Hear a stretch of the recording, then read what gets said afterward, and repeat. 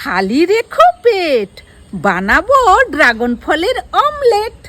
ইন্টারনেটে অনেক দেখলাম ড্রাগন ফলের অমলেট, সবাই বলল খেতে নাকি খুবই ভালো। তাহলে আজ বানিয়ে দেখি সত্যি কি খেতে ভালো লাগে। চলুন দেখা যাক।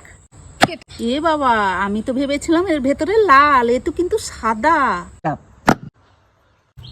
কুচি কুচি করে কেটে নেব। এই অমলেট করার জন্য আমি দুটো ডিম নিয়ে নিয়েছি। ডিমের সঙ্গে মিশিয়ে দিলাম, নুন দিলাম, লঙ্কার গুঁড়ো ছড়িয়ে দিলাম, হলুদ গুঁড়ো দিয়ে দিলাম।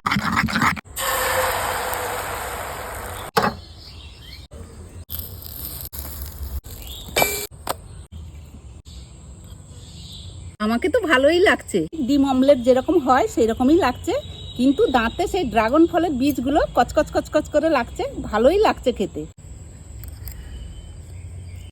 দারুণ।